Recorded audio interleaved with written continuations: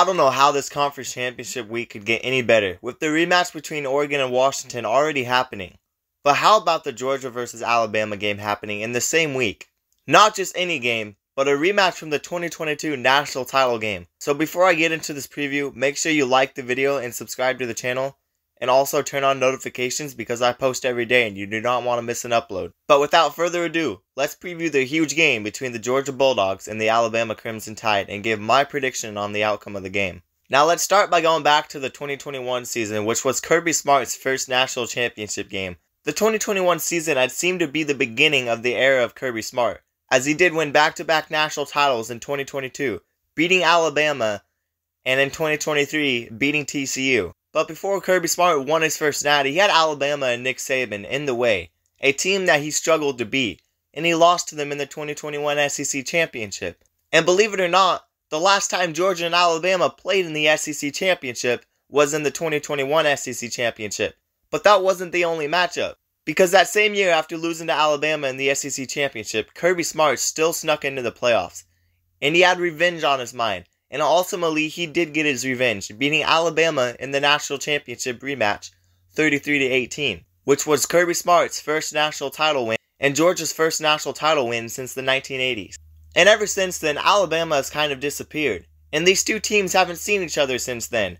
But here we are a couple years later, and Nick Saban, of course, has his team back where he wants them, with the chance to beat Georgia and get his revenge on Kirby Smart, and to ultimately make the playoffs and have a shot at getting back on top. If you ask me, this literally seems like cinema. It seems like a movie is playing out right in front of our eyes. This game has so much on the line, and it has a lot of stakes on the line. I said the same thing with the Washington and Oregon game, so if you haven't watched this video, go check it out on the channel. But that game is in the past. But there's two really good games this week, and Georgia and Alabama is one of them. We're now talking about these two teams, and there's a lot on the line. These are probably the two best coaches in college football. This is like running into your biggest enemy after many years, and this game has a playoff spot on the line. You could also say it has national title implications, because I've seen a lot of people saying the winner of this game might just make the national championship. But we aren't there yet, and it starts in this game, which is the SEC Championship, and this is likely the only matchup they will have this season. So for Georgia, you have a lot of pressure on your shoulders, as if you lose this game, you lose your spot at the top, and you might as well hand over the throne to Alabama. Because if Georgia loses this game, you might not even make the playoffs, with how many good teams there are this year. But for Alabama, you have had revenge on your mind for a long time, and I have no doubt that Nick Saban will do whatever it takes to get back on top. These are two coaches who want to be on top. Who knows, if Alabama wins, they might not even make it.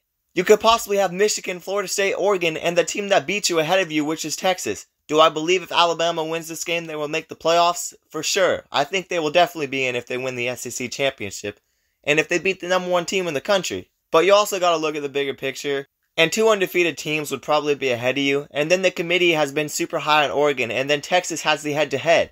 And if Alabama wins, this game is going to cause an earthquake, because this is a scenario a lot of people are scared about, because a good team could possibly get left out this year. So this is just another reason this game is huge, and everybody will be watching this game. But let's kind of back away by looking at how big this game is going to be, because everybody knows that this game might be the biggest game of the week, possibly the biggest game of the season. But let's look at the advantages and disadvantages that these teams have in this game. Now let me start with saying how impressive both of these offenses have been. And this may be a bold take, but I think Georgia and Alabama's offenses are better than their defenses in 2023. Alabama has been scoring 36 points a game, while Georgia's been scoring 39 points a game. Both these offenses near the top of college football. Quarterback play for these teams are underappreciated, and we all get distracted by all the elite quarterback play in the Pac-12. But let's take a minute to look at Jalen Milroe and how much he's improved this year. The dude can be really accurate, and he can really throw the ball deep, better than most guys in the country. While Carson Beck for Georgia, there's nothing flashy about him, and he's a really good medium-range passer, and he makes the right plays, and sometimes that's all you need to do. Both of these quarterbacks have shown improvement through the year.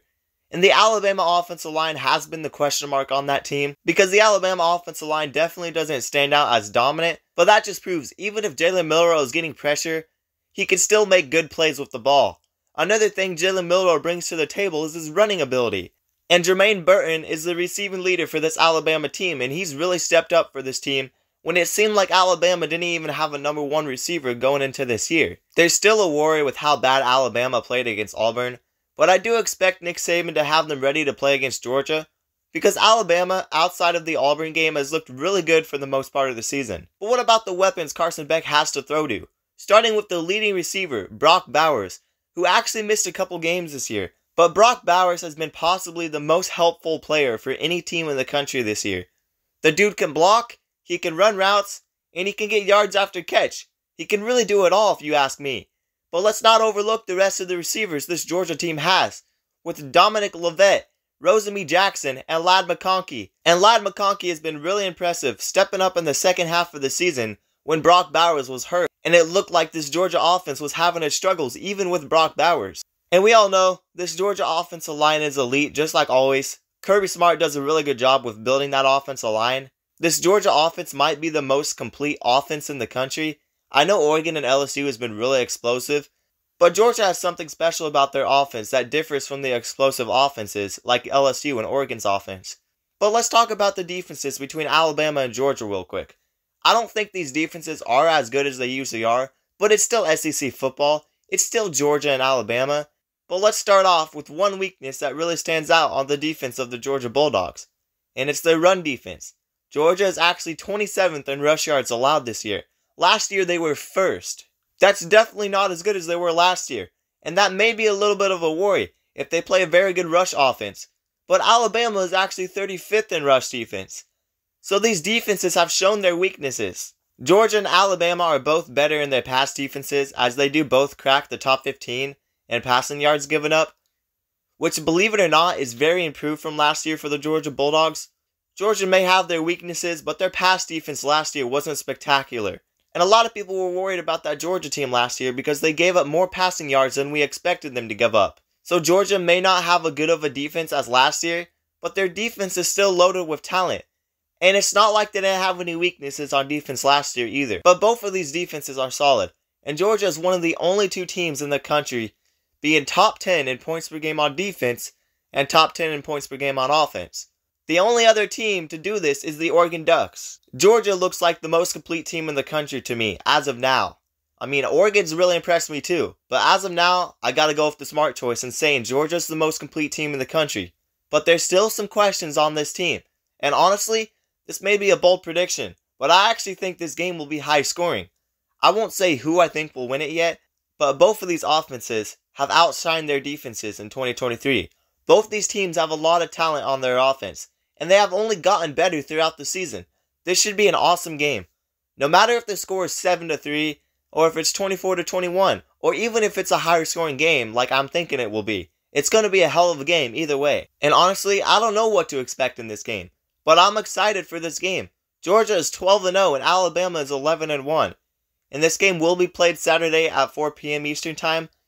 Georgia is 6-point favorites in this game, with the over-under at 54.5. Georgia's ranked number 1 in the country, and Alabama's ranked number 8. This game has a lot of playoff implications on the line. There's a couple games with a lot of playoff implications on the line this weekend. It's going to be an awesome week of college football, but it can't get much bigger than this game. But without further ado, it's time to give my prediction for the game between the Georgia Bulldogs and the Alabama Crimson Tide. And I do actually have Georgia winning this game 42-35.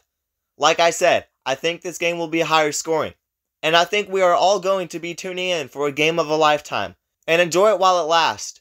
Because with this being the last 14 playoff, we may never get a game with this much on the line again. Because even if you do get a matchup between these two teams in the future, it will probably happen again. But both teams will probably end up in the 12-team playoffs anyways, because they're both elite programs. But this year, the loser of the game could possibly be completely knocked out of the playoffs. I'm so excited for Conference Championship Week. You're going to have a lot of stakes for this game, and also the game between Oregon and Washington. But you also have a lot of people keeping their eye on Florida State. They have a lot of pressure on them to win against Louisville. There hasn't been this many teams with a legitimate shot at making the playoffs, and everything will play itself out this weekend. So I hope y'all enjoy the games this weekend, but that is going to do it for the video. Comment down below which game you're most excited for, and also like the video and subscribe to the channel, and turn on notifications if you never want to miss a daily upload, because we post every single day. I mean, we even post on Saturdays. So I try my best to put out content you guys enjoy. But anyways, that's going to do it, and peace out, guys.